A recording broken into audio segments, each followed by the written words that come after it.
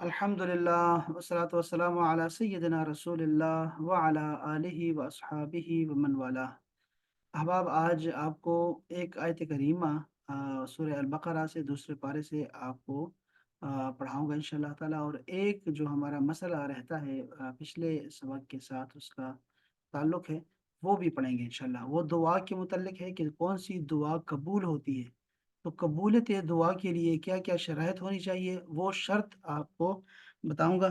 और कौन-सी दुआ रद्द होती है, कबूल नहीं होती या ताख़ीर हो जाती है, वो भी आपको बताऊँगा इंशाअल्लाह ताला नंबर्स के साथ।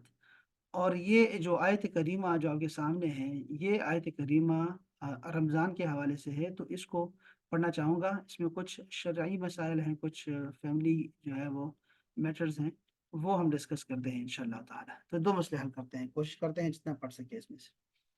अऊज़ु बिल्लाहि मिनश शैतानिर रजीम, बिस्मिल्लाहिर रहमानिर रहीम।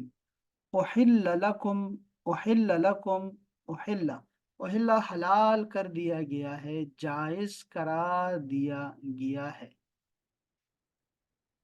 अब से लकुम तुम्हारे लिए लैलतस सियामी रमज़ान के रातों में अर्रफ़सु इला निसाइकुम तुम्हारा अपनी बीवियों के करीब होना। रफ़स यानी हमबिस्तरी जमा, औरतों से करीब होना रमज़ान की रातों में तुम्हारे लिए हलाल कर दिया गया है अब से। ये एक जुमला ठीक है जी, यहाँ से शुरू हुआ। अब अल्लाह पाक ने दरमियान में एक बड़ा खूबसूरत जो है वो अल्फाज के साथ, बेहतरीन अल्फाज के साथ मियाँ बीवी का ताल्लुक किस लेवल का होता है ना, उसकी अल्लाह पाक ने क्या निशानी बताई। फरमाया हुन्ना लिबासुल लकुम, ये औरतें तुम्हारा लिबास हैं। व अंतुम लिबासुल लहुन्ना, और तुम उनके लिबास हो। अब इसके 2-3 मानी हो सकते हैं, हम इसको पढ़ते हैं। लिबास का मतलब क्या होता है? पर्दा। एक तो ये तफ़सीर होती है इसकी कि औरतें तुम्हारा पर्दा हैं और तुम औरतों के पर्दा हो। यानी एक तो ये होता है कि हम बहुत सारी बातें, घर की बातें लोगों को, दोस्तों को बताते रहते हैं, मशवरे भी होते हैं, मुफ्तियों को भी बताते हैं, घर के मसाइल पूछते हैं, साइकियाट्रिस्ट को भी बताते रहते हैं, डॉक्टर्स को भी मशवरे के लिए घर की बातें होती हैं, लेकिन हम पूछते हैं और बता देते हैं, और गपशप में भी दोस्तों को भी अंदर की बातें बताते हैं। लेकिन जो औरत और यानी मियाँ बीवी के दरमियान के आपस के ताल्लुकात होते हैं ना, उसके बारे में ना मज़ाक में कोई बात करता है और ना ही कोई बड़ी आसानी के साथ कोई मुँह खोलता है उस हवाले से। तो एक तो ये है कि मर्द औरत का पर्दा होता है और औरत मर्द का पर्दा है। एक तो ये इसका तर्जुमा है। दूसरा जो मुझे इसका तर्जुमा पसंद आया वो तारिक जमील साहब ने एक दफ़ा बताया था, मैंने आपको बहुत दफ़ा बताया भी, वो बड़ा खूबसूरत तर्जुमा है कि ये जो इस तरह लिबास बदन के साथ चिपका हुआ है ना इंसान का, और लिबास में और बदन में, चमड़ी में कोई दरमियान में नहीं है। इसी तरह मियाँ-बीवी का ताल्लुक है आपस में कि इसके दरमियान ना कोई सास आनी चाहिए, ना कोई ससुर आना चाहिए, ना कोई साला दरमियान में आना चाहिए, ना कोई नंद वगैरह, ना कोई मामू, चाचू, घर के बड़े, कुछ कोई भी दरमियान में नहीं आना चाहिए। जैसे लिबास है और इंसान का बदन है, बस इन दोनों के दरमियान कोई नहीं आना चाहिए। ये इनके फैसले अपने होते हैं, इनके मशवरे अपने होते हैं, अपने बारे में ये सोचते हैं, अपने घर के बारे में सोचते हैं। इनके दरमियान में किसी का मशवरा नहीं लेना चाहिए, बिल्कुल नहीं, फुली बैन होना चाहिए। जो मसाइल हल नहीं होते फिर बंदा किसी को बताए, वरना तो कोई किसी को कुछ ना बताए और पर्दा रखे, दोनों का तर्जुमा भी ये हो सकता है। तो ख़वातीन को हो या ख़वातीन अपने ससुराल में अपने मेके जाके यहाँ की बातें ना करे, और ना ही मर्द को चाहिए कि वो अपनी माँ की मानता रहे और बीवी की जो है ना, बीवी को धुतकारता रहे और मारता रहे और उसके हुकूक को जो है वो सल्ब करता रहे और पामाली करे उसके हुकूक की, जैसे होता है, अक्सर ऐसे ही होता है। तो ना मर्द के माँ को चाहिए कि इंटरफेरेंस करे, ना औरत की माँ को चाहिए कि वो इंटरफेरेंस करे। तो हुन्ना लिबासुल लकुम व अंतुम लिबासुल लहुन्ना। कितना खूबसूरत मज़ा हो कि हर घर में ये आयत लिखी हुई हो। शादी का तोहफ़ा किसी को दें, तो ये आयत, बस इतनी सी, इतना जुमला, ये जो खूबसूरत से अल्फ़ाज़ हैं, सुनहरी अल्फ़ाज़ हैं, पता नहीं सुनहरी मैं कह रहा हूँ, सुनहरी तो मैं शायद हम हक अदा नहीं कर सकते, पता नहीं इससे कीमती क्या चीज़ हो सकती है। तो वो ऐसा लिखा हुआ हो इसको और बंदा फ्रेम करके दे, किसी को भी गिफ्ट दे, दुल्हन को या दूल्हा को, اور اس پہ لکھا ہوا ہن لباسٌ لکم وانتم لباسٌ لہن، یہ تمہارا لباس ہے، تم اس کے لباس ہو۔ اپنی باتیں اپنے تک رکھو، اپنے شور شرابہ نہ کرو، ایک دوسرے کی عزت کو نہ اچھالو، اور تم اس کو ملکہ بنا کے رکھو، اور ملکہ تم اسے اپنا بادشاہ بنا کے رکھو۔ جو تم عزت دو گی نا اپنے شوہر کو، اپنے میکے جا کر، تمہارے میکے میں تمہارے شوہر کی وہی عزت ہوا کرے گی جو تم دے رہی ہو، اور بیوی کی جس قدر تم اس سے محبت کرو گے، اس کی محبت ہوگی دوسروں کے دلوں میں اتنی ہی ہوگی، پوری فیملی کے دل میں آ جائے گی۔ تو یہ باتیں سمجھنی چاہیے، ہم سب کو سمجھنی چاہیے۔ خوبصورت آیت ہے، بڑی زبردست قسم کی، بہت۔ اور موضوع کیا چل رہا ہے اور باتیں کیا آ گئی ہیں، دیکھیں ذرا۔ اللہ اکبر۔ تو رمضان کی راتوں میں عورتوں کے قریب ہونا تمہارے لیے حلال کر دیا گیا، یہ تمہارا لباس ہے، تم ان کا لباس ہو۔ علم اللہ ہو، اللہ نے جان لیا، اور اللہ جاننے والا ہے، اور وہ بہت پہلے سے جانتا ہے۔ اللہ نے جان لیا، اللہ جانتا ہے، انکم کنتم تختانون، یہ تختانون کا لفظ خیانت اب کر سکتے ہیں، اس کا معنی نکال سکتے ہیں، اور کنتم اگر نکلتا ہے نا اس کے پریزنٹ ٹینس کے شروع سے آتا ہے تو کیا کرتے تھے، ماضی استمراری میں آتا ہے اس کو۔ تو اللہ تعالیٰ جانتا ہے کہ تم لوگ، یہاں معنی کیا لکھا ہے کہ تم لوگ کیا کرتے تھے، خیانت ڈالتے تھے، اپنے آپ کو، انفسکم، اپنے آپ کو خیانت میں ڈالا کرتے تھے۔ فتاب علیکم، تو اللہ تعالیٰ نے تمہاری توبہ قبول کر لی۔ تم ایسے کیا کرتے تھے، اجازت نہیں تھی رمضان کی راتوں میں ہم بستری کرنا، لیکن تم ایسا کیا کرتے، تم سے ہو جاتا تھا بس، لیکن چونکہ تم نے خود ہی اقرار کر لیا اور تم شرمندہ ہو اس بات پہ، فتاب علیکم، تو اللہ تعالیٰ نے تمہاری توبہ قبول کر لی، وعفا عنکم، اور اللہ تعالیٰ نے درگزر فرما دیا، معاف کر دیا سب۔ اب یہاں سے ایک اور جملہ شروع ہو رہا ہے، فَالْآنَ بَاشِرُوهُنَّ، تو اب فَالْآنَ، تو اب باشروہن، تم مباشرت کرو ان سے، یعنی جماع کرو یا ہم بستری کرو، قریب ہو جایا کرو عورتوں سے رمضان کی راتوں میں بھی۔ وَابْتَغُوا مَا كَتَبَ اللَّهُ لَكُمْ، اور وہ چیز طلب کرو جو اللہ تعالیٰ نے لکھ دی ہے تمہاری قسمت میں، یعنی کہ حلال اور اولاد۔ حلال اولاد ایک تو یہ معنی اس کا ہو سکتا ہے، وَابْتَغُوا مَا كَتَبَ اللَّهُ لَكُمْ، یعنی یا تو ایسے کرو کہ یعنی کہ وہ چیز جو لکھ دی ہے اللہ تعالیٰ نے تمہارے لیے اولاد کی شکل میں، وہ طلب کرو، وہ تمہیں ملے گی۔ یا اس کا معنی یہ بھی ہو سکتا ہے کہ فَالْآنَ بَاشِرُوهُنَّ، تم اب عورتوں سے ہم بستری اس طریقے سے کرو جس طریقے سے شریعت نے تمہیں سکھایا ہے۔ کچھ ممنوعات ہیں عورتوں سے ہم بستری کرنے میں، اور وہ جو شریعت کے مسائل ہیں، وہ جو ہر میاں بیوی کو پتہ ہونے چاہیے، کہ اگر یہ پتہ نہ ہو تو ان کا نکاح خراب ہو سکتا ہے، ان پہ لعنت برس سکتی ہے۔ یعنی کہ ہمیشہ جب بھی ہم بستری ہو، وہ آگے کی طرف سے ہو، پیچھے سے جو بھی کرے گا جیسے لوگ کیا کرتے تھے یا اب بھی کوئی گناہ گار کرتے ہوں گے تو لعنت برستی ہے فرشتوں کی اور اللہ کی طرف سے ان لوگوں پر۔ تو اس طرح کے نہیں کرنا چاہیے۔ اور مسائل جو بھی انگریزوں نے ایجاد کر دیے ہیں اور جن کی وجہ سے سوشل میڈیا کی وجہ سے ہماری نئی چیزیں آ گئی ہیں، اور وہ چیزیں لوگ پوچھتے رہتے ہیں، بہت زیادہ مسائل پوچھتے ہیں، اور اس میں تو وہ اللہ پاک نے بتایا کہ وَابْتَغُوا مَا كَتَبَ اللَّهُ لَكُمْ، وہ چیز طلب کرو جو شریعت نے تم پہ لکھ دی ہے تمہارے لیے۔ دوسرے معنی اس کا یہ ہو سکتا ہے کہ حیا رکھو، چاہے وہ تمہاری اپنی بیوی ہے اور تم میاں بیوی ہو، اور کوئی تمہیں دیکھ نہیں، تمہیں لگ رہا ہے کہ تمہیں کوئی دیکھ نہیں رہا، اور تم کمرے میں الگ ہو، پھر بھی حیا کا دامن کبھی بھی ہاتھ سے جانے نہیں دینا، کبھی بھی نہیں۔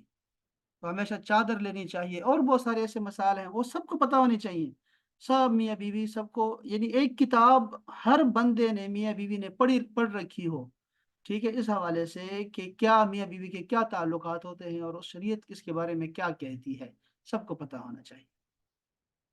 وَكُلُوا وَاشْرَبُوا، اور کھاؤ، اب یہ اور جملہ ہے، ٹھیک ہے، اب دیکھ رہے ہیں درمیان میں کہ وَكُلُوا وَاشْرَبُوا، اور کھاؤ اور پیو، حَتَّى يَتَبَيَّنَ لَكُمْ، یہاں تک کہ بیان ہو جائے، واضح ہو جائے، کیا تمہارے لیے، الخیط الابید من الخیط الاسود، کالے دھاگے میں سے سفید دھاگا، یہ بالکل واضح واضح نظر آنا شروع ہو جائیں، من الفجر، صبح کے وقت کا۔ اب یہ اس سے مراد دھاگے نہیں بلکہ وہی ہے، وہ لائٹ جو آتی ہے مشرق سے مغرب کی طرف آتی ہے، وہ لائٹ سچی لائٹ ہے، اور وہ صبح ہونے کا اعلان ہے، جو کہ مشرق سے مغرب کی طرف لائٹ چلتی ہے۔ اب تو لائٹس ہم نہیں دیکھتے، اب تو ہم ٹائمنگ پہ چل رہے ہیں نا، لیکن اس سے پہلے کچھ عرصے پہلے تک لوگ لائٹس کو ہی دیکھا کرتے تھے. تو وہ لائٹ ہوتی تھی، دو لائٹیں آتی تھی. ایک لائٹ ہوتی تھی جنوب سے شمال کی طرف سے، اب یہ مشرق سے مغرب کی طرف چلتی ہے. تو وہ لائٹ جو ہے وہی ہے، اس کو صبح صادق کہتے ہیں. تو یہاں تک جو ہے تم لوگ کھا پی سکتے ہو اور مباشرت کر سکتے ہو سحری کے اختتام تک بس. ثم اتم الصیام الی اللیل، پھر اس کے بعد اپنا روزہ پورا کرو الی اللیل، رات کے پہلے پہر تک یعنی کہ مغرب تک. اب دیکھو یہاں لیل لکھا ہوا ہے، لیل رات تک اپنے کیا کرو، اپنے روزے کو پورا کرو. تو اہل تشیع آپ دیکھتے ہوگی کہ وہ ذرا اندھیرا ہو جاتا ہے نا جب 18 منٹ 20 منٹ اس کے بعد وہ اذان کرتے ہیں. اور ہمارا یہ ہے کہ ہم جیسے سورج غروب ہو جاتا ہے ہمارے سامنے سے، تو ہم لوگ جو ہے اس کو رات کا پہلا پہر کہتے ہیں، اور یہیں تک کا حکم ہے صبح صادق سے غروب آفتاب تک ہمیں روزہ رکھنا تھا، بس یہاں تک.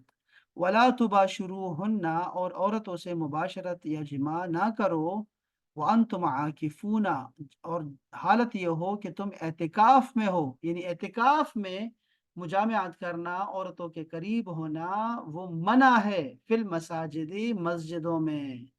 تلک حدود اللہ، یہ اللہ تعالیٰ کی حدیں ہیں. یہ بڑا خوب، یہ آیت ہمیشہ یاد رکھیں، تلک حدود اللہ، یہ اللہ تعالیٰ کی حدیں ہیں. اور فلا تقربوہا، اب یہ سننے والی بات ہے، سمجھنے والی بات، کہ اللہ تعالیٰ کی باؤنڈریز ہے، یہ نہیں کہ باؤنڈریز کو کراس نہیں کرنا، نہیں نہیں نہیں، یہ نہیں فرمایا. فرمایا لا تقربوہا، اس کے قریب مت جانا. اب یہ کہا نا کہ یا آدم اسکن انت و زوجک الجنہ ولا تقربا هذه الشجرہ، یعنی سب کچھ کھاؤ وتاکلوا کیا ہے وہ یا آدم اسکن انت و زوجک الجنہ وکلا منها رغدا حیث شئتما، جہاں سے مرضی ہو کھاؤ پیو خوب کھاؤ، لیکن اس کے قریب مت جانا ایک شجر ممنوعہ سے. دیکھو تو قریب، اب زنا کے بارے میں اللہ تعالیٰ نے یہی فرمایا ہے، زنا کے بارے میں لا تقربوا الزنا، زنا کے قریب نہ جانا. یہ نہیں کہ زنا میں نہ پڑنا، زنا پڑھنا تو اور چیز ہے، حدود اور چیز ہے، کراس کرنا اور بات ہے. اللہ تعالیٰ فرما رہا ہے کہ وہ راستے جو تمہیں لے جاتے ہیں حدود کی پامالی کی طرف، وہ راستے جو تمہیں زنا کی طرف لے جائیں گے، وہ راستے جو تمہیں گناہ کی طرف لے جاتے ہیں، اس کو بھی ہمیشہ بند رکھو. سد الذرائع کے طور پہ بہت ساری چیزیں علماء کرام لوگوں کو منع کرتے رہتے ہیں. وہ حالانکہ وہ چیز بذات خود وہ گناہ کا نہیں ہوتا عمل، لیکن وہ تمہیں گناہ کی طرف لے جائے گا. بہت ساری چیزیں ہیں، جیسے یہ بتایا تھا لڈو کو دیکھ لیں، یہ لڈو جو لڈو کیا کہتے ہیں، لڈو کہتے ہیں، لڈو جو کھیلتے ہیں یہ لوگ، تو وہ کیا ہے اس میں کھیل، اور بھی بہت سارے کھیل آ گئے ہیں. تو تاش وغیرہ بھی ہے. اب تاش میں تو کوئی گناہ نہیں ہے نا، لیکن تاش میں ہوتا کیا ہے کہ یہ سب کو پتا ہے کہ اس سے جواری ہوتی ہے، اس سے جو ہے وہ گیمبلنگ ہوتی ہے. تو وہ لوگ کیا کریں کہ وہ چیز ہی گھر میں نہ رکھو جس سے بچے جو ہے وہ یہ چیزیں سیکھیں اور اس میں پڑ جائیں، ورنہ تو کھیلنے کودنے میں کوئی بھی ایسی چیز نہیں ہے. ہاں یہ ہو سکتا ہے کہ عام سی چیز بھی تمہیں، اب گڈی اڑانا ہے، پتنگ بازی ہے، اگر پتنگ بازی کا پوچھیں تو اس میں کیا برائی ہو سکتی ہے؟ بھئی لوگوں کو انجوائے کرنے دیں، کیوں ہم منع کرتے ہیں؟ لیکن کیا ہوتا ہے کہ پتنگ بازی سے لوگ نمازیں پڑھنا چھوڑ دیتے ہیں. اب گڈی اگر اڑی ہوئی ہے تو کون نماز پڑھے گا؟ پھر اس کے بعد اس کو کون اتارے گا اور کون نماز پڑھے گا؟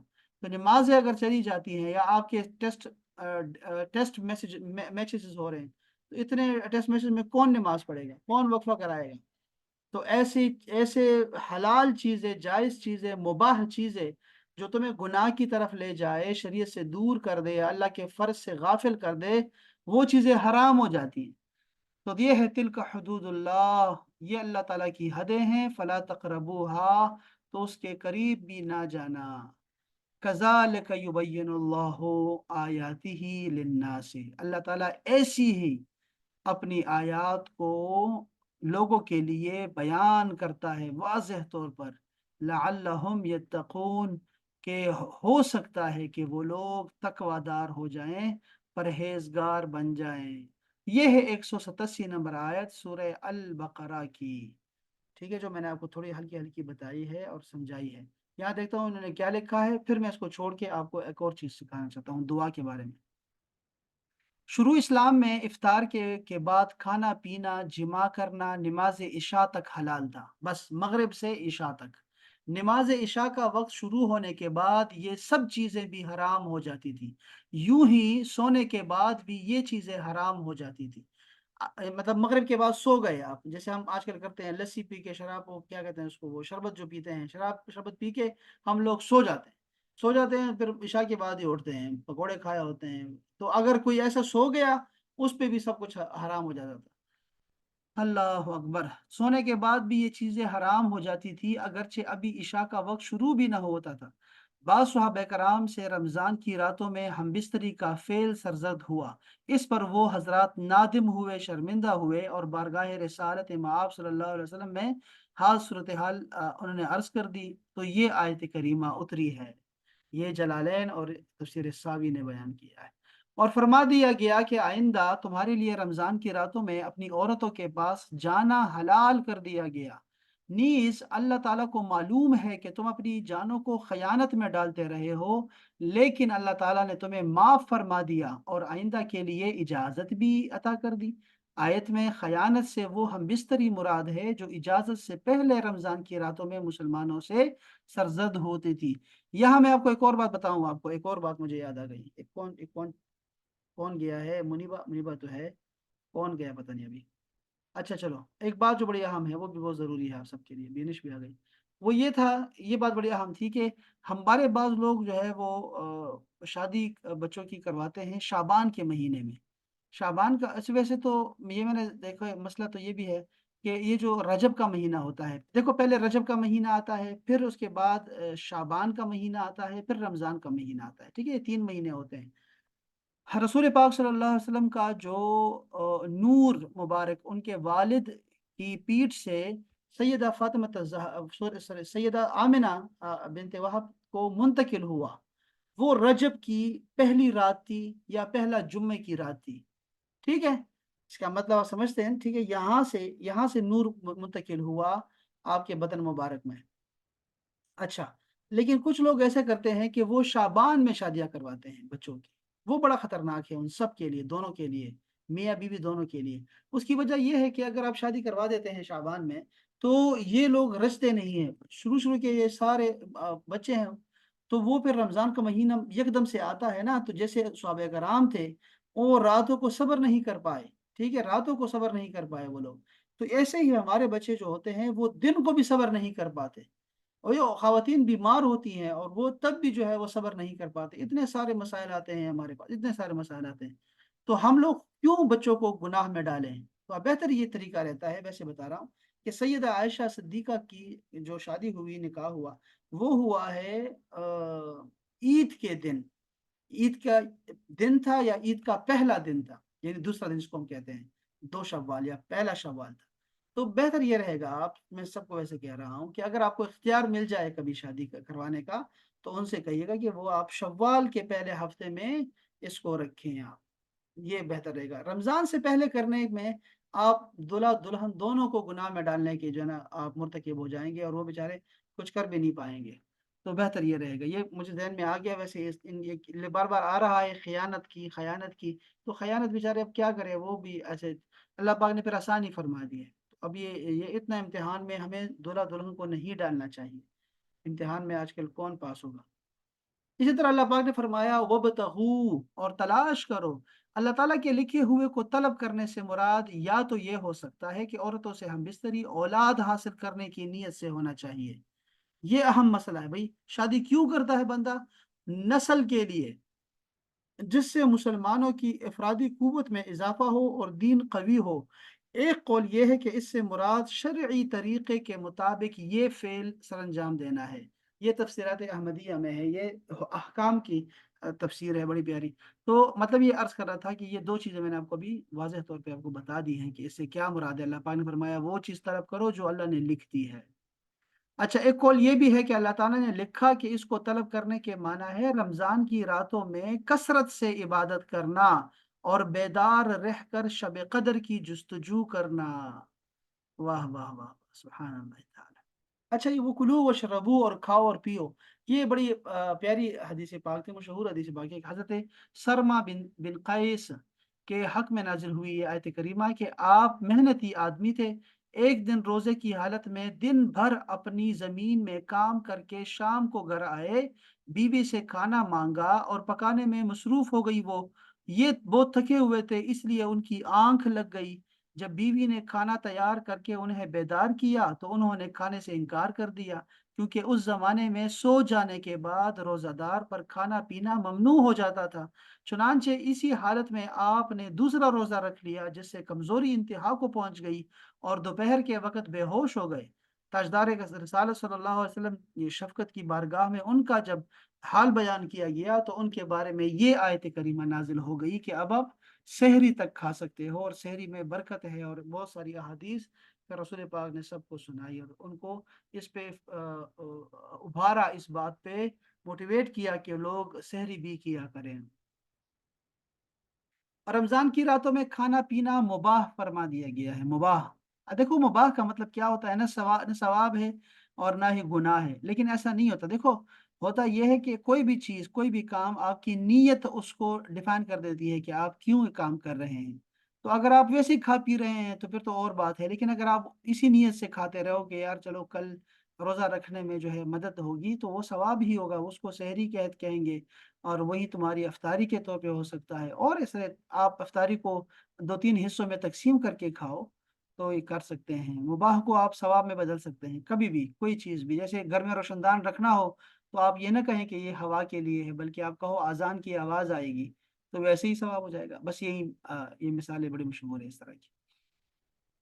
اچھا جی چلو، سوم وصال، ہم نے اس پہ بہت تفصیل سے باتیں کی تھی۔ سوم وصال کیا ہوتا ہے کہ یاد رہے بغیر افطار کیے اگلا روزہ رکھ لینا اور یوں مسلسل روزے رکھنا سوم وصال کہلاتا ہے، اور یہ ممنوع ہے۔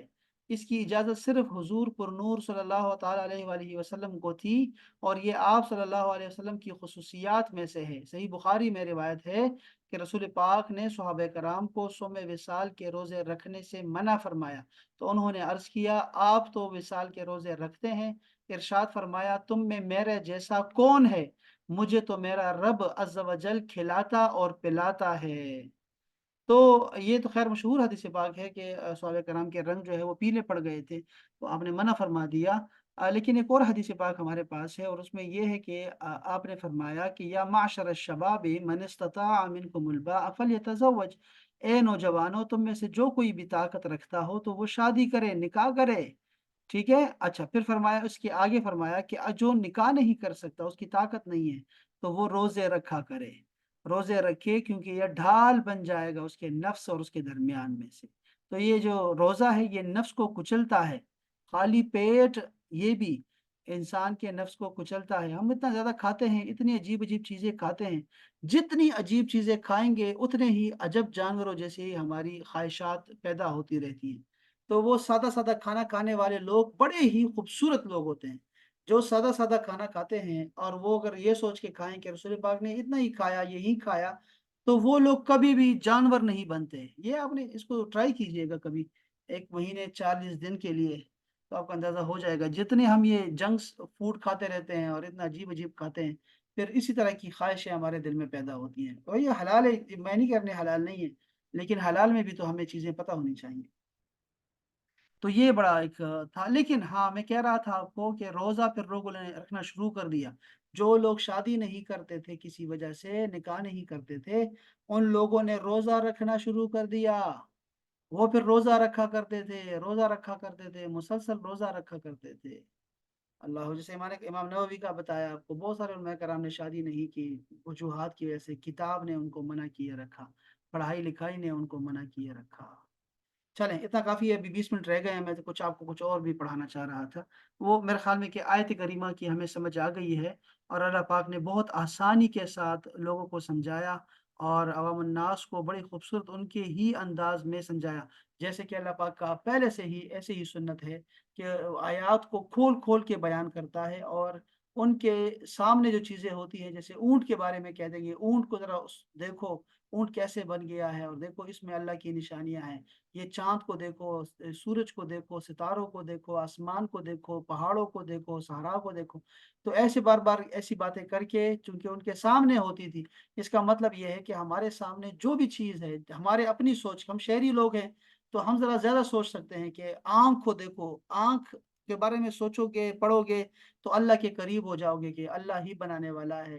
آپ نظام شمسی کے بارے میں، کائنات کے بارے میں سوچو، اپنے بارے میں سوچو، یعنی کوئی بھی چیز آپ دیکھ لو تو آپ اس طرح ہی اللہ پاک ہمیں سمجھاتا ہے، اور یہ آیتیں بھی ایسی ہی اتاری اور ایسا ہی ہمیں سمجھایا، اور اللہ پاک نے بہت کرم فرمایا ہم سب پہ، ورنہ واقعی بہت ہم اگر اتنا کرتے عیسائیوں یہودیوں کی طرح کہ صرف مغرب کے وقت ہی کھاتے تو پھر بہت مشکل ہو جاتا ہم سب کے لیے۔ ابھی بھی لوگ کھاتے رہتے ہیں، ابھی بھی روزے کھانا شروع کر دیتے ہیں، تو پھر کتنا مشکل ہوتا ہے۔ ہم اب دوائی لے سکتے ہیں، 2 وقت کی دوائی جو ہماری ہوتی ہے اس کو ہم پورا کر لیتے ہیں، مغرب میں اور سحری میں کر لیتے ہیں اس کو، تو پھر بڑا مشکل ہوتا، ہم سب کے لیے بڑی مشکل ہوتی۔ اللہ پاک نے بڑا کرم فرمایا ہم سب پہ کہ اللہ تعالیٰ نے یہ راتوں کو طویل رکھا اور ہمیں سحری کی اجازت عطا فرمائی۔ اچھا جی، اب آتا ہوں میں دعا کی طرف ذرا۔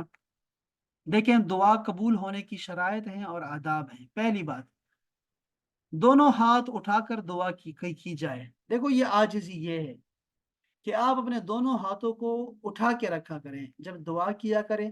تو خواتین بہت پیارا کرتی ہیں، خواتین اللہ کو رسول کو بہت پسند ہیں، اور مرد ایسے نہیں کر سکتے، لیکن عورتیں کرتی ہیں، اور رسول پاک کو عورتیں پسند تھی، اور مجھے خود بھی بتاتے، خود بھی عورتیں بہت پسند ہے اس حوالے سے۔ وہ تمام ایسی عمر رسیدہ خواتین اسپیشلی بہت زیادہ جو ایسے جھولیاں اٹھا کے رکھتی ہیں، یا صرف ہم مرد صرف ہاتھ اٹھا کے رکھتے ہیں، ہاتھ اٹھاتے ہیں، نہیں نہیں، ایسی جولیاں اٹھا اٹھا کے، ایسے ایسے کبھی اپنی چادر کو اٹھائیں، جولیاں اٹھا اٹھا کے اللہ پاک سے مانگے۔ کتنا خوبصورت انداز ہے یہ، کتنا خوبصورت انداز ہے۔ رسول پاک نے ویسے کیا نا، چادر کو الٹا کیا ایسے، تو اس کے مختلف طریقوں سے آپ نے دعائیں مانگی ہیں۔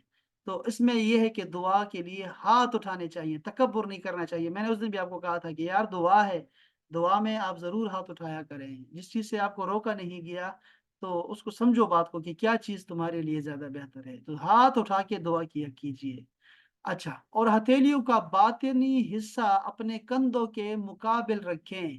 اب ایسے کرو گے نا تو بڑا خوبصورت ہو جائے گا سسٹم، بہت پیارا ہو جائے گا کہ جب آپ اپنے ہاتھوں کو اپنے کندھوں کے بالکل برابر رکھتے ہیں۔ اب یہ دیکھیے کہ کیا عورت بھی ایسے کر سکتی ہے؟ کیا اس کا چونکہ اس کا وجود حیا کا متقاضی ہوتا ہے، اور شریعت نے ہمیشہ عورت کی حیا کو دیکھا ہے، اسی لیے مرد اور عورت کی نماز میں فرق بھی اسی وجہ سے ہے کہ عورت جو ہے خود کو سمیٹ کے رکھے گی، سمیٹ کے رکھے گی، تو آپ ہاتھوں کو بھی سمیٹ کے رکھ سکتی ہیں جس میں عاجزی ہو، اور بہت طریقے ہو سکتے ہیں۔ تو آپ نے اب یہ اگر ایسے فرما دیا ہے تو ضروری نہیں کہ یہ عورتوں کے لیے بھی ایسا ہی ہو، ٹھیک ہے؟ تو اپنا باطنی حصہ یعنی اپنے کندھوں تک اٹھا کے رکھیں، اور دعا کے بعد ہاتھوں کو چہرے پر پھیرا کریں۔ میں نے آپ کو عرض کیا تھا کہ ہاتھوں کو چہرے پہ پھیرا کریں، چونکہ اس میں اللہ کی رحمتیں آئی ہوتی ہیں، اللہ کا نور آیا ہوتا ہے، فرشتوں نے کچھ ڈالا ہوتا ہے، اللہ نے کچھ کرم فرمایا ہوتا ہے، تو اس کو اپنے چہرے پہ مل لیا کریں۔ اور رسول پاک کی عادت تھی کہ آپ دعا ہی کرتے تھے نا، جب یہ قل اعوذ برب الفلق پڑھا کرتے تھے، قل اعوذ بالناس پڑھتے تھے، تو یہ تو معوذتین تھے، آپ پناہ مانگتے تھے، یعنی کہ دعا کرتے تھے، اور اس کے بعد کیا کرتے تھے کہ شف کرتے تھے، دم کرتے تھے اپنے ہاتھوں کو، اور پورے جسم پہ پھیرتے تھے جہاں تک ہاتھ زیادہ کرتے تھے۔ اور سیدہ عائشہ کی بھی یہی سنت ہے، اور سب کی یہی سنت تھی۔ تو اسی لیے جب بھی دعا کیا کرے تو سینے پر بھی لے کے آیا کریں، اپنے ہاتھوں کو سینے تک لے کے، دل تک لے کے آیا کریں، تاکہ دل کے اوپر بھی جو ہے، چونکہ مرکز جو ہے وہ دل ہے، دل نورانی ہونا چاہیے، ساری برکتیں دل پہ ہونی چاہیے۔ اچھا جی، ایک اور حدیث پاک میں حضرت عبداللہ بن مسعود فرماتے ہیں کہ جب تم میں سے کوئی شخص دعا کرے تو پہلے اللہ کی ایسی حمد و ثنا کرے جس کا وہ اہل ہے، یعنی اللہ تعالیٰ کی خوب ثنا کرے، الحمدللہ رب العالمین حمد الشاکرین۔ یہ لفظ اگر آپ کو یاد رہ گئے تو بڑا اچھا ہو جائے گا کہ شکر کرنے والے جیسے حمد اللہ کی بیان کرتے ہیں نا، ایسی حمد ہے میرے رب کی جو کہ کل کائنات کا مالک ہے، پروردگار ہے۔ تو آپ اور بھی الفاظ سے اللہ تعالیٰ کی حمد بیان کر سکتے ہیں، پھر اس کے بعد کہا کریں، یعنی دعا میں پہلے الحمدللہ کہا کریں، اتنا تو ہر بندہ کہہ سکتا ہے۔ جیسے ہی دعا شروع کریں آپ کہیں الحمدللہ۔ کون کہہ رہا ہے؟ عبداللہ ابن مسعود، ٹھیک ہے، صحابہ کے مفتی ہیں۔ اچھا، پھر نبی صلی اللہ علیہ وسلم پر صلوات پڑھا کریں، یعنی اس کے بعد ہم کہتے ہیں والصلاۃ والسلام علی سیدنا رسول اللہ، یا آپ جو بھی کہیں گے، جس طرح بھی آپ درود شریف پڑھ سکتے ہیں اس طرح پڑھیں، ٹھیک ہے؟ اس کے بعد سوال کرے یعنی دعا کرے تو اس کی قبولیت متوقع ہے۔ یہ طریقہ کار دعا کا ہونا چاہیے سب کا۔ ہم ایسے ویسے پڑھتے ہیں الحمدللہ رب العالمین वल-आक़िबतु लिल-मुत्तक़ीन वस्सलातु वस्सलामु अला सय्यिदिल अंबिया'i वल मुरसलीन व अला आलिहि व अस्हाबिहि अजमाइन। हम यानी ये पूरा ये पढ़ते हैं। ये तीन अगर आप कहें तो मैं आपको यहाँ लिख भी दूंगा, ताकि आपको जो है वो याद करने में आसानी हो जाए, फिर आप जब भी पढ़ा करेंगे तो ये तीनों चीज़ें उसमें आया करेंगी। उसमें बहुत सारी बातें और भी आ गई हैं। सहाबा कराम पे भी सलातो सलाम आ गया है, और अहले बैत पे भी आ गया है। उसमें बड़ी खूबसूरत किस्म की तीनों चीज़ें आ गई, तो मैं लिख दूंगा। इसी तरह रसूल पाक सल्लल्लाहु अलैहि वसल्लम जब दुआ फरमाते तो पहले अपने लिए दुआ करते, और ये हदीस हसन है। हाँ, ये एक हमने कोई साल डेढ़ साल पहले एक चीज़ पढ़ी थी हमने, मैंने आपको पूरी लिस्ट बताई थी जिसमें अंबिया कराम की दुआएँ हैं कुरान मजीद में, और वो शुरू खुद से करते हैं। खुद से अपने बारे में अपने लिए पहले दुआ करते हैं, फिर लोगों के लिए दुआएँ माँगना शुरू कर देते हैं। इवन कि आप वालिदैन के लिए भी दुआ करें ना, तो उसको भी बाद में रखें, पहले अपने लिए दुआ करें। बल्कि मैं आपको ये पहले अपने लिए दुआ का मतलब ये भी हो सकता है कि आप पहले ना इस्तिग़फ़ार पढ़ें अपने लिए कि या अल्लाह मुझे माफ़ कर दे, मैं अब हाथ उठा दिए हैं तेरे सामने, तो मुझे पहले माफ़ कर दे, मेरे गुनाह माफ़ कर दे, जैसे सैयदना आदम अलैहिस्सलाम ने किया। दुआ करे पहले अपने अपने लिए मग़फ़िरत की दुआ करे अपने लिए, उसके बाद फिर तौबा करें, और उसके बाद फिर दुना आगे शुरू हो जाएँ दुआ करें। उसके लिए बेहतर ये है कि आप ये दुआएँ पढ़ें, रब्बना ज़लमना अनफुसना, शुरू यहाँ से करें। रब्बना ज़लमना अनफुसना व इन लम तग़फ़िर लना व तरहमना लनकूनन्ना मिनल ख़ासिरीन। फिर दूसरी दुआ हज़रत यूनुस की पढ़ें। ये तो आदम की दुआ थी, दूसरी दुआ है यूनुस अलैहिस्सलाम की, और वो है ला इलाहा इल्ला अंत सुब्हानका। आप अल्लाहुम्मा से शुरू करें। अल्लाहुम्मा ला इलाहा इल्ला अंत सुब्हानका इन्नी कुन्तु मिनज़ ज़ालिमीन। मर्द हो या औरत हो ऐसे कहा करें, ठीक है? कि या अल्लाह बस तू ही पाक है और मैं खताकार हूँ। तो ये अपने नफ्स की पहले इनकिसारी को बयान करें, मग़फ़िरत तलब करें।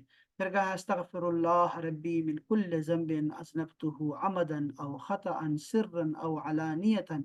तो यानी जो भी इस्तिग़फ़ार आपको आता है वो इस्तिग़फ़ार पढ़ें। बस उसके बाद फिर अल्लाहुम्मा इग़फ़िर ली व लिवालिदैया व लिलमुअमिनीना अब जो भी दुआएँ आपको आती हैं, फिर वो दुआएँ आप उर्दू में माँगा करें, अपनी जो पंजाबी में माँगा करें, जो भी दुआ आपको आती है। अपनी ज़ुबान में दुआएँ माँगने जो है वो ज़्यादा अफ़ज़ल होता है, इस नियत से कि उसमें आपके इख़लास बहुत ज़्यादा होता है। और अरबी में दुआ माँगने का की वजह जो है वो ये है कि रसूल पाक ने इन अल्फ़ाज़ के साथ अल्लाह को याद किया, तो हमें वो दुआ सबसे बेहतरीन दुआ होती है, उसी शक्ल में पढ़ें जिस तरह उन्होंने पढ़ा है। तो लेकिन दोनों को, अरबी को भी रखें और अपनी मादरी ज़ुबान को भी रखा करें। जैसे गाली में आप गाली देते हैं तो अपनी मादरी ज़ुबान में देते हैं, उसमें क्या होता है कि आपका इख़लास बहुत ज़्यादा हो जाता है, आपके अंदर की भड़ास निकलती है, गुस्सा निकलता है। इसी तरह इख़लास निकालने के लिए भी आपको अपनी मादरी ज़ुबान में आना चाहिए, तो तब दुआएँ अच्छी होती हैं, इख़लास उसमें आता है। अच्छा, इसके बाद क्या है, आपने एक और इसका उसूल बताया कि जब नबी करीम सल्लल्लाहु अलैहि वसल्लम किसी का ज़िक्र करके उसके लिए दुआ करते, तो पहले अपने लिए दुआ करते थे। अब देखिए, अल्लाहु अकबर! इमाम बुखारी ने हज़रत अनस से रिवायत किया, रसूल पाक ने फरमाया, जब तुम में से कोई शख्स दुआ करे, तो पूरे अज़म से सवाल करे। यूँ न कहे कि ए अल्लाह अगर तू चाहे तो मुझे अता कर, तू चाहे तो मुझे अता कर। बल्कि कहे कि या अल्लाह तू मुझे माफ़ कर, या अल्लाह तू मुझे दे, या अल्लाह तू मुझे दे। यानी पूरे अज़म के साथ, यकीन के साथ कि अल्लाह देने वाला है, तो अल्लाह से दुआ करें। अच्छा, ये आपको सारे उसूल बता रहा हूँ, ठीक है? छठा उसूल ये है, इसका शर्त ये है कि रसूलुल्लाह ने फरमाया है सल्लल्लाहु अलैहि वसल्लम, जब तुम में से कोई शख्स दुआ करता है, तो या तो अल्लाह उसकी दुआ कबूल करता है, या उससे उसकी मिसल कोई बुराई को दूर कर देता है, बशर्ते कि वो गुनाह की दुआ करे, न क़ताए रहम की दुआ करे। बाज़ लोग ऐसे होते हैं कि वो क्या करें, गुनाहों की जो है ना वो दुआ करते रहते हैं, या अल्लाह मेरी फ़िल्म कामयाब हो जाए, दुआ करें मेरी फ़िल्म कामयाब हो जाए। और चाहे फ़िल्म में कोई भी उसने कुछ भी किया हो, वो ऐसी फ़िल्मों की दुआएँ करवाते रहते हैं। कोई हराम का कारोबार शुरू कर रहा है, सबको पता होता है, लेकिन वो मैंने जी काम शुरू कर दिया है। क्या काम शुरू किया? अदालतों में झूठी गवाहियाँ दूँगा। तो अब ये इसमें क्या बरकत की दुआ करें आपके लिए कोई बंदा? तलाक देने के लिए मैं बैठ गया हूँ, तलाकें देनी है मैंने लोगों की। क्या क्या काम करने बैठ गए हो भई?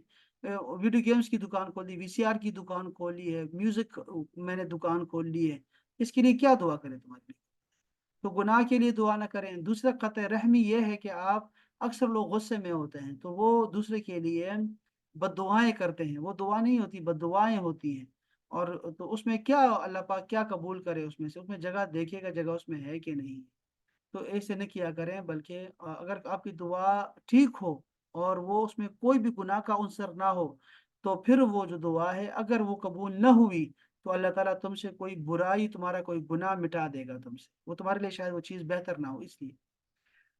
حضرت ابو سعید الخدری روایت میں 3 چیزوں کا ذکر ہے کہ دعا جلد قبول کرنا، یا آخرت میں اجر طلب کرنا، اور یا مصیبت ٹال دینا۔ دیکھیں، یا تو دعا جلدی قبول ہوگی، یا آخرت میں تمہیں اجر مل جائے گا دعاؤں کا، اور یا کوئی مصیبت اللہ پاک ٹال دے گا۔ یہ حدیث پاک ہے، ٹھیک ہے۔ اچھا، اسی طرح عبداللہ بن عمر سے بھی روایت ہے کہ رسول پاک نے فرمایا ہے کہ اے لوگو، جب تم اللہ سے دعا کرو تو قبولیت کی یقین سے دعا کرو، کیونکہ اللہ تعالیٰ اس شخص کی دعا قبول نہیں کرتا جو غافل دل سے دعا کرتا ہے۔ اسی طرح آٹھواں آٹھواں اصول یہ ہے کہ قبولیت کے اوقات میں دعا کریں، مثلا رات کے آخری حصے میں دعا کریں، فرض نمازوں کے بعد دعا کریں۔ اسی طرح قبولیت کے ایام میں، جیسے یوم عرفہ ہے، رمضان ہے، جمعے کا دن ہے یا رات ہے، اس میں جو ہے دعا کیا کریں۔ اب یہ وہ میں جو آپ کو کہتا تھا کہ یہ وہاں بھی ان چیزوں کے منکر ہیں کہ کوئی اچھی بری رات نہیں ہوتی ہے، نہیں بھائی ہوتی ہے۔ شب معراج برکت والی رات ہے، کرم کی رات ہے۔ اسی طرح میلاد کی رات بھی ایسے ہی ہے۔ یہ سارے جتنے بھی آپ کو دکھائی دیتے ہیں وہ ساری ہی بابرکت راتیں ہوتی ہیں، لمحات ہوتے ہیں، کبھی دن ہوتے ہیں، کبھی مہینہ ہوتا ہے، جیسے رمضان کا مہینہ ہے، ٹھیک ہے، تو وہ سارا مہینہ ہی اچھا ہوتا ہے۔ اسی طرح اشراق، یہ جو دن ہے، اس کے 10 دن ہے، ذوالحج کے 10 دن ہیں، یہ بڑے بابرکت دن ہے۔ ویسے تو پورا مہینہ ہی بزرگ مہینہ ہے، مقدس مہینہ ہے، لیکن یہ 10 دن تو سب سے افضل دن ہے، تو اس میں دنوں کا خیال رکھنا چاہیے، ٹھیک ہے۔ اچھا، آگے چلتے ہیں۔ قبولیت کے احوال میں دعا کریں، مثلا بارش کے وقت دعا کرے، دیکھا آپ نے۔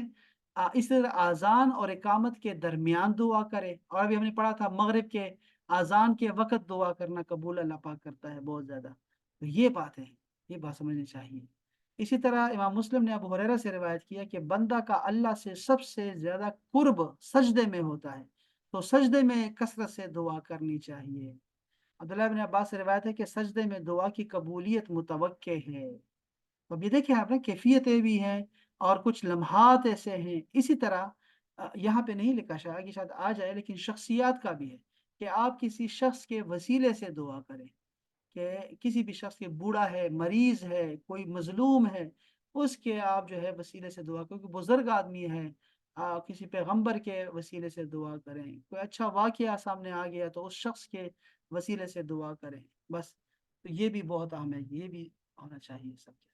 اسی طرح ایک اور بھی ہے جو میں آپ کو بتاتا رہتا ہوں، یعنی ایک ہو گیا شخصیات کا، اور اوقات کا ہو گیا، ایک اور چیز بھی ہے اور وہ ہے جگہ کا، کہ جگہ کوئی خاص ہو، جیسے کہ حرمین شریفین میں دعا کریں، آپ بیت المقدس میں دعا کریں، آپ مسجد میں دعا کریں، اور کہاں ہو سکتی ہے؟ ایسے جو بڑے بابرکت جگہ ہوتی ہیں، میدان عرفات ہے، مینا ہے، یہ جو سارے علاقے ہیں، اور بہت ساری جگہ ہو سکتی ہیں، مسجد قباء ہے، آپ دیکھیں وہ، آ، اور بہت ساری جگہ ایسی ہیں جہاں پہ دعا قبول ہوتی ہے۔ اچھا، قبلے کی طرف منہ کر کے دعا کرنی چاہیے، یہ بھی ایک خوبصورت اصول ہے اور شرط ہے اور بڑی، کہ حضرت جابر نے فرمایا کہ نبی کریم صلی اللہ علیہ وسلم نے میدان عرفات میں قبلے کی طرف منہ کیا اور غروب آفتاب تک دعا کرتے رہے۔ دیکھا آپ نے، بہت زیادہ گلا پھاڑ کر دعا نہ کی جائے۔ ابو موسیٰ اشعری نے روایت کیا رسول پاک سے، آپ نے فرمایا کہ اے لوگو، تم کسی بہرے اور غائب سے دعا نہیں کر رہے، تو آپ گڑ گڑا کے دعا مانگ سکتے ہیں۔ آپ تہجد میں اٹھے ہیں تو بالکل آرام آرام سے دعا کرتے رہیں، سرگوشی کی حالت میں دعا کر سکتے ہیں آپ۔ تصنع اور تکلف سے مسجع مقفع عبارت کے ساتھ دعا نہ کریں۔ امام ابو داود حضرت عبداللہ بن مغفل رضی اللہ تعالیٰ عنہ سے روایت کرتے ہیں کہ رسول پاک نے فرمایا، ان قریب ایک قوم دعا میں حد سے تجاوز کرے گی، شوق سے اور خوف سے دعا کرے، جیسے یدعوننا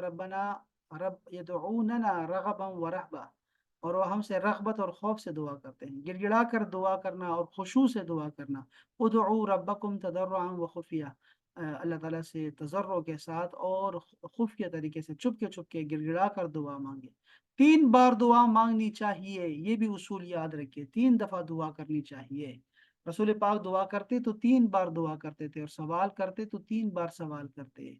अच्छा, और 16वीं जो उसूल है वो ये है कि कबूलियत के लिए जल्दी ना करे, ये भी शर्त है।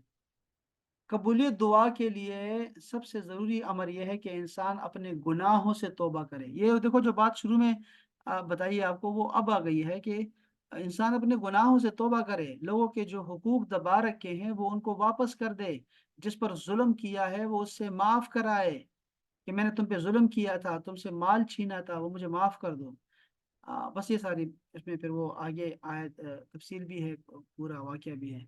एक और जो 18वां उसूल है इसका, वो ये है कि कबूलियत दुआ की एक और शर्त यह है कि बंदा अल्लाह ताला के अहकाम पर अमल करे, क्योंकि अल्लाह पाक ने फरमाया है कि उजीब दावत दाई इज़ा दान, जब दुआ करने वाला दुआ करता है तो मैं उसकी दुआ कबूल करता हूँ, तो चाहिए कि वो भी मेरा हुक्म माने, मेरा हुक्म माने ना, मेरी बातें मानता रहे।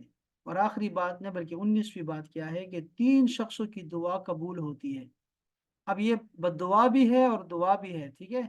वालिद की दुआ कबूल होती है, मुसाफिर की और मजलूम की। दुआ भी आया है और बद्दुआ भी हो सकती है, ठीक है। वालिद की बद्दुआ, मुसाफिर की बद्दुआ और मजलूम की बद्दुआ, लेकिन यहाँ दुआ का लिखा। अच्छा जी, इस तरह गायब शख्स के लिए दुआ भी जो है वो मुस्तरद नहीं होती। गायब शख्स, किसी के पीठ पीछे दुआ करना, वो कबूल होता है। आखिरी बात कि कबूलियत दुआ की एक शर्त यह है कि वो अल्लाह ताला की हिकमत और तकदीर के खिलाफ ना हो। ऐसी बातें ना करें कि जो आपको पता हो कि ये अब मुमकिन नहीं है, तो आपसे क्यों खुद को बेईमान करते हो। ऐसी दुआएं नहीं मांगनी चाहिए। तो ये है कबूलियत की शराइत और उसूल। और अगर देखा जाए तो ये इसके ना दुआ कबूल ना होने की वजूहात क्या है, वो भी यहाँ पर दर्ज हैं। लेकिन अब हमारे पास वक्त नहीं रहा, वरना मैं आपको ये भी सुनाता आपको। चले, इतना काफ़ी है इंशाल्लाह, और इस पे इत्तेफाक करते हैं। कल इंशाल्लाह ताला आगे चलेंगे और नई आयत पढ़ेंगे। ये इत्तिकाफ़ के मसाइल हैं और कुछ रमज़ान के मसाइल हैं, लेकिन हम ऑलरेडी पढ़ चुके हैं अभी रिसेंटली, पिछले महीने में, इसलिए मैं इसको नहीं पढ़ना चाहूँगा। हम आगे चलेंगे और कल नई आयत पढ़ेंगे इंशाल्लाह। कल 4 बजे दोबारा हमारी मुलाकात होगी इंशाल्लाह ताला। और आज रात 9 बजे भी जो अपने से फारिग हो तो वो ज़रूर क्लास को अटेंड करें। देखते हैं कितने लोग आते हैं उसमें, फिर फैसला करेंगे इंशाल्लाह। बहुत शुक्रिया आप सब दोस्तों का, आपकी समाअतों का शुक्रिया। अल्लाह ताला कबूल फरमाए हमारा बैठना, सुनना, पढ़ना, बोलना, और अल्लाह ताला अमल की तौफीक अता फरमाए। अल्लाह ताला हमारा पर्दा रखे इस दुनिया में भी और उस दुनिया में भी, सबका सतर रखे। और अल्लाह ताला हमें भी लोगों की पर्दा पोशी करने की तौफीक अता फरमाए। अल्लाह ताला हमें आसानियाँ और खुशियाँ अता फरमाए, और आसानियाँ और खुशियाँ तकसीम करने की तौफीक अता फरमाए। वसल्लल्लाहु अला सय्यिदिना मुहम्मदिन व आलिहि व अस्हाबिहि अजमाइन बिरहमतिका या अरहमर राहिमीन। अस्सलामु अलैकुम व रहमतुल्लाह। वालेकुम वालेकुम अस्सलाम। अस्सलाम।